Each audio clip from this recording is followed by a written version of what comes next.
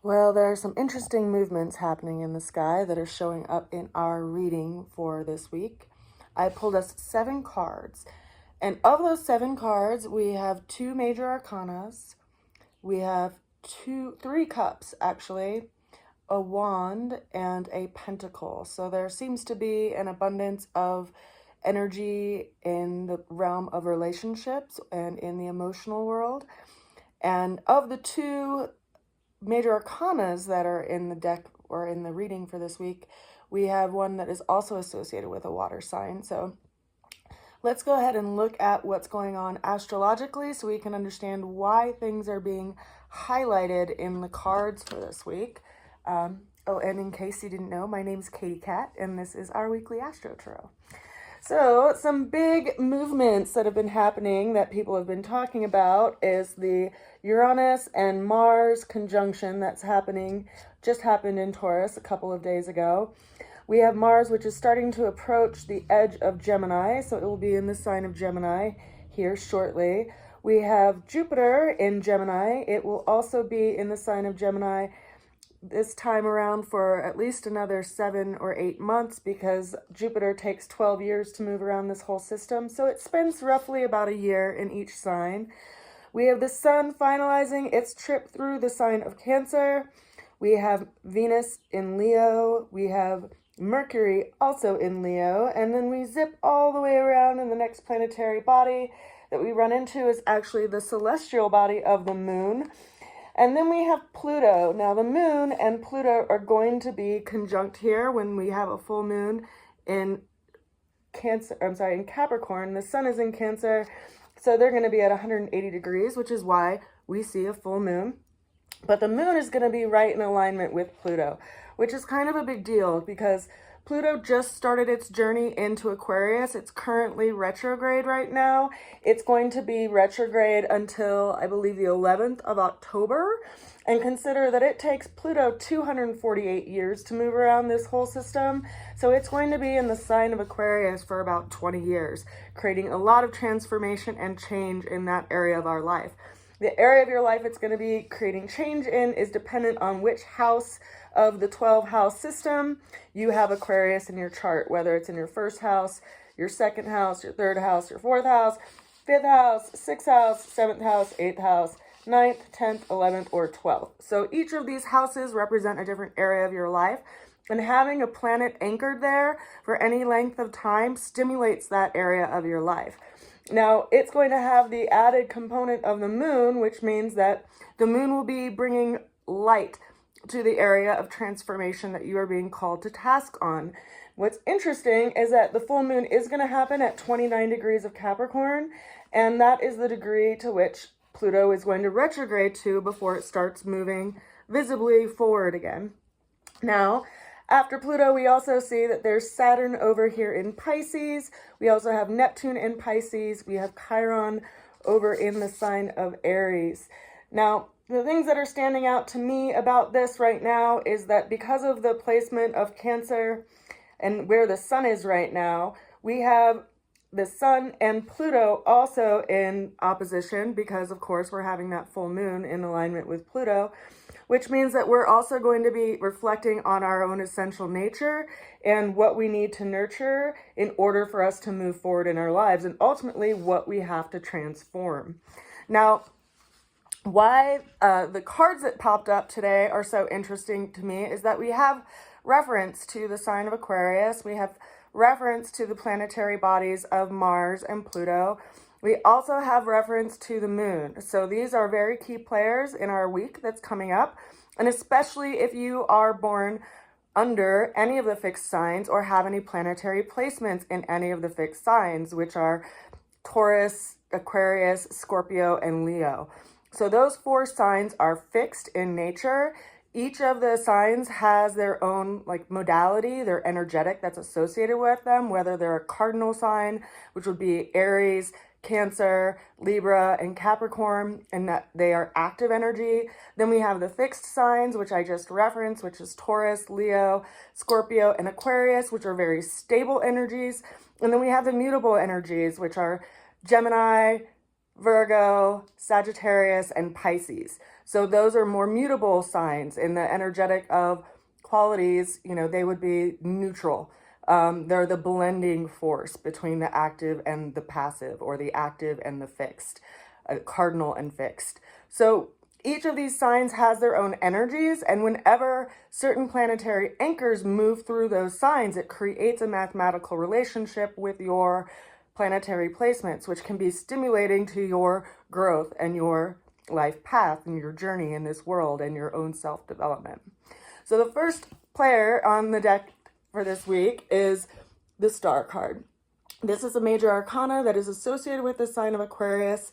Because we all have every single sign in our chart, I want you to consider that even if you don't have a planetary placement in the sign of Aquarius, you still may have something that is being strongly influenced by Pluto's placement in Aquarius right now, especially if you have a fixed sign. Also, you do have Aquarius in one of the houses of your chart. So whichever that house that is, that's the area that is going to be experiencing major transformation over the next 20 years, which is the sign of Aquarius. So Aquarius is an energy of the power of knowledge. And there's something that you're being called to task with along those lines. What are you becoming more and more clear in knowing that you are being asked and called to transform?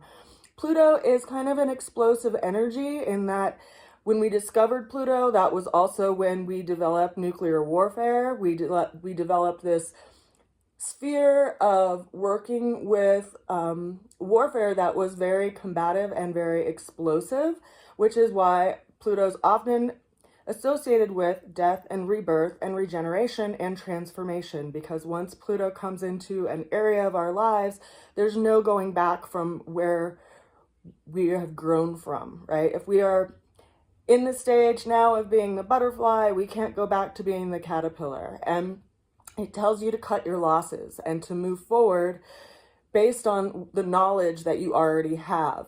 Now, the Star card is a pretty positive card in that it's encouraging us to have some sort of hope, and it's encouraging us to give generously in the areas that we've been holding back. And that area is going to be what is being called to transform over the next 20 years. And you'll likely get a lot of insight around that with this full moon that we have that's happening tomorrow, because the full moon is ultimately bringing light to this area. It's bringing things to the surface that we didn't see, kind of like the full moon and new moon affect the ebbs and falls of the tides along the coastal waters. You can see more when the tides drop away. You can see what's underneath the surface. And once you see those things, you can't unsee them. Now, our challenge that's showing up for this week is the Death card. This is the second major arcana that we have in the reading for this week. And the Death card is all about transformation. This is another highlighting of the Mars energy as well as the Pluto energy, because this card is associated with the sign of Scorpio, and those planets are the signs that, or are the planets that govern the sign of Scorpio. So death is also a period of transformation, but there's rebirth afterwards. So it's calling us to task on some ending that's greatly going to shift our lives. This is our challenge, because we may think that it's okay to continue down the same path, or that we can fix or mend or keep things the way that they've been and still be in alignment. But this is telling us there's something that we have to sever. There's something that we have to let go of in order to open another door to go into a new direction. Major arcanas, whenever they show up, they are invitations for us to embrace challenge and to see what comes of it. And challenge is a word that has a lot of negative connotations. You know, we see things as being challenging, as being hard and being difficult. But, you know, when you consider sports, for instance, you want to play a team or against someone who challenges you, because it's through that you gain your skill set and you really see what you're capable of, because you were challenged, because there was some kind of friction that made you operate in a new way or do things in a different way than you had done them before, because you're being challenged and brought to task to do it. Now, there is in the background of this card a phoenix rising, which is speaking about some kind of rebirth, something that is going to happen only after we really accept the ending that is at hand. Now, The way through the challenge came in as the Two of Cups. So this is our first cup suited card, and it's in alignment with relationship, and it's speaking to some kind of responsible relationship that is mutual and that people give to each other. We see two figures in this card. Both of them are holding a cup, and they're holding the other person's cup as if to be in some kind of reciprocity with each other. This is the functional relationship deck card in the deck. It's one of the most positive cards in the deck, but it's also reminding us that we have to be clear around relationship and what we give our energy to that gives back to us. And it's in alignment with this death and rebirth, because there's likely something that we have to let go of in order to realize this Two of Cups situation in our lives. Now, the ultimate outcome that came through for us this week started off with the Nine of Pentacles. So we see someone that is standing in a garden. They're harvesting grapes. They have a bird on their shoulder, and they seem to be a little bit separated from the outside world because there's this gate behind them that has 9 pentacles on it. Nines are numbers of completion. So this is calling to some project that we are being asked to complete, that we are being asked to resolve, that we are feeling a sense of ease with and relaxation with as well. But we need to be careful that we don't get too lazy, that we don't get too fixed in our sense of accomplishment, and that we continue to move forward. This is also suggesting that, completing something isn't necessarily the ending, but it also could be a new beginning of some sort. Especially with Mars getting ready to move into Gemini, which is kind of a very engaging energy in the sign of Gemini, whereas Gemini is governed naturally by the planet of Mercury, which is a very fast-moving energy. Having Mars move into this space could be telling that things are about to they're starting to move a lot faster. There's ideas that are really coming into full bloom a lot faster than we had ever anticipated. And so we have to be willing to embrace that. Now, that was further clarified by the Eight of Cups. So this is an interesting card because we see someone who is walking away from 8 cups that are standing on top of each other, and they seem to be walking into the distance or walking into the mountains and alongside of a river. So they're walking away from a situation, and having this, follow some of these other things. It's kind of reminding us that experiences are what we gather from them. And having the cards positioned in the way that they are in this card is very notable because you have basically a combination of 2 different cards. You have the combination of the Three of Cups, which is kind of a happy, satiation, emotional joy and bliss energy. And then you have the Five of Cups, which is all about emotional losses. And this person is walking away from both of them, almost to say, is the experience worth both the highs and the lows of the experience? And they're walking away from something. They're going into a period of reevaluation of things emotionally. That card is followed by the Five of Wands. Now, in the Five of Wands, we see these 5 figures, each of them with a wand, and they could be seen as being combative. They could also be seen as having some kind of practice around being combative or learning how to work with different energies.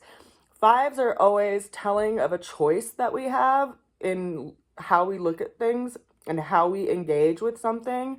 And so it is asking us to be more aware of where we put our energy and effort, and if we want to engage in this combative way or if we want to engage in a cooperative way.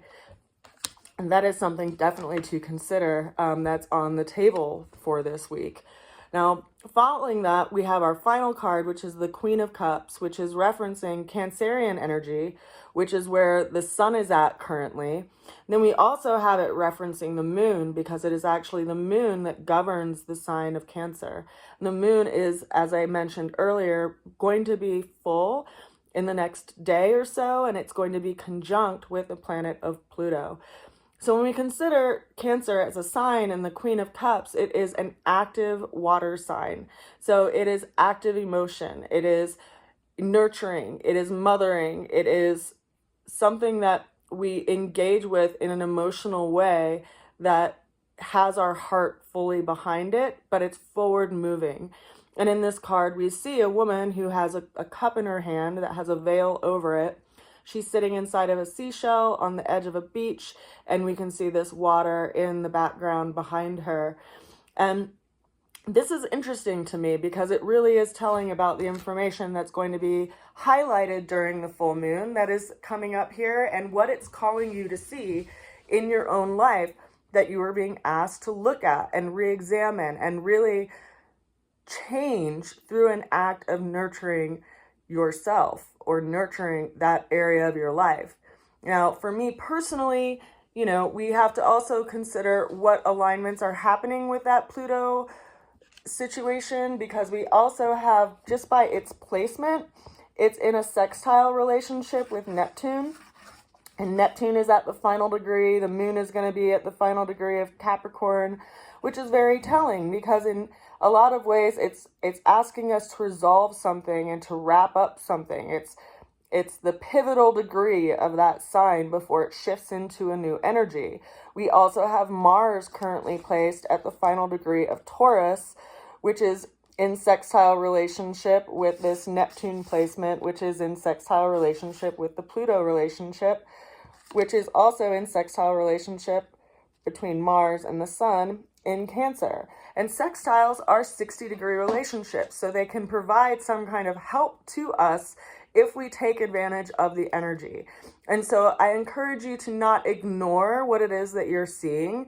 Don't put on the rose-colored glasses. Make sure you see it with full clarity, and that you are willing to discipline yourself with your power of knowledge and what you're discovering through this process in alignment with what changes you need to make right now so that you can complete the projects that you have on the table, and so that you can put your energy where it's most valuable to you as a resource, and where you put your time, and where you ultimately decide to devote that time through nurturing yourself and nurturing the relationships in your life.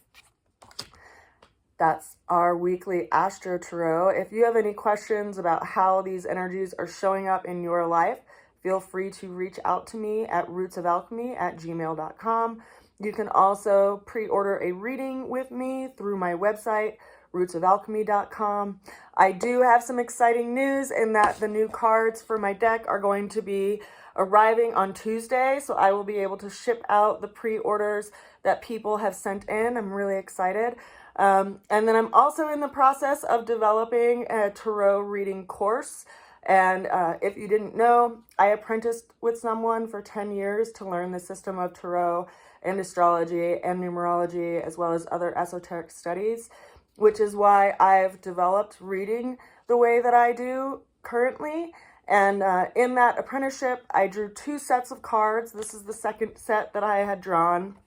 It was after I drew the first set that I learned that my grandfather read cards. He had already passed away by then, but he traveled the country of the United States reading cards, and as one of the things that he offered people that he came into contact with, and he read through a regular playing card deck.